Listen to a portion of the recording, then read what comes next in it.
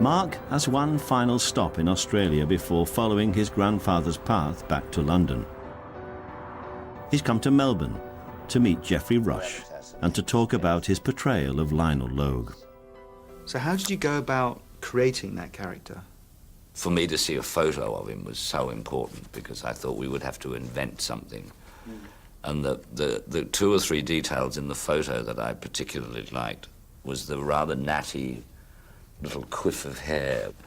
I liked that, and I liked to see that he seemed to be a very natty, dapper dresser, and the bow ties and things like that. He looked sort of twinkly, you know, there was something in the face that you thought, this is not a man carrying a lot of pressure on his shoulders, whereas if you see photos of George VI, you do see a very deeply melancholic man a lot of the time. So here's a letter to a friend of Logue's, this chap called Lazenby. My dear chap, I've had many letters of congratulations from the land of my birth, but none have been more welcome than yours. It's an elegant sentence, isn't it? My secretary does not quite understand Australians, and she always gives me the idea that she is afraid I will produce a scalping knife.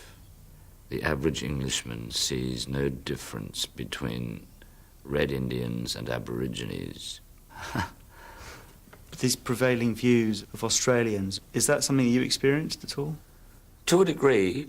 I went over in my early 20s, I was about 23, and I think the average Englishman at that stage really only knew us from cricket. And there was a bit of a feeling of you were made to feel in certain areas to be pretty yobbish. Is anyone there? I'm just in the loo.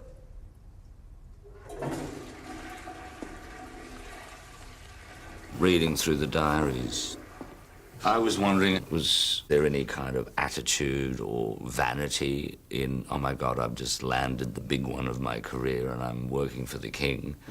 But when you read the diaries, you don't detect any of that extremity. You just sense somebody who had great respect for the institution that he was in, but not obsequiously. There was obviously a great deal of affection for King George's family. Here's two girls together. Now, girls, time for bed. The thing that's also common amongst these letters is that there's always a kind of like a friendly element to all this correspondence. This is great. He's written, "Your Royal," then he's got it crossed out, and then he says, "Sir." Yeah. It's great. It could even be a joke between them. Do you know what I mean? And he's sort of going, "Your Royal," no, just you. That's quite good. "Sir, I've just returned home from my wanderings in a far country. I walked over 100 miles in Luxembourg and found it a most delightful country, but the inhabitants are without doubt the ugliest people I've ever seen." That's pretty upfront, isn't it? It's pretty chatty and... Yeah. Yeah, it's funny. "Your most obedient servant, Lionel Logue." What? Pretty friendly. It is, yeah. This is a section that Logue wrote. Logue. Why do I call him Logue?